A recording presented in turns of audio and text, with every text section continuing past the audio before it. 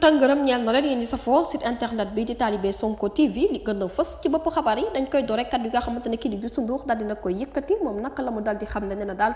kontaanul benn yoon ci dàq bi nga xamante ne rek dàq nañ ko joŋante présidentielle yi ginnaaw bu ñu ko poussé nag ba 15 décembre 2024 ne décision bu nu mel daal ñii di député yi rek ñoom ñoo ko dal di voté foofa ci assemblée nationale nit ki démb moom Youssou Ndour nee na nag jamono ji situation réew mi jaaxal na ko lool waaye nag report bi nga xamante ne kii di Macky Sall daal dina koy def ñeel yooyu les élections kontaanu ci benn yoon nee na armée bi ci jëmi boppam nag ñoom ñoo daal di installé président assemblée nationale niki démb waaye nag mbir mu nu mel ab coup d'état constitutionnel dëgg la ndax gis nañ ne violé nañ lépp loo xamante ne règlement intérieur la bu assemblée nationale mu nekk musique boo xamante ne rek musique dictateur dëgg la di Pape Alé Niang ba tey moom ci daal di yokku ne depuis nag ba papam génnee àdduna ba mu commencé waat liggéey ba tey rek dañ koy topp te ñi koy topp nag dalul xelam benn yoon mel na ni rek dañ ko bëgg a arrêté waat ba yóbbu ko ca prison waaye ak lépp lu mu ci mënti doon daal nee na nand na bu baax seen boobulee méthode du ñàkk dinañ ci ñëwaat ci yeneen i jotay xabaar jërë ngeen jëf ci teewlu bi leen fàttee abonné bës cloche de notification ngir amaat yeneen i info. Mbokk yi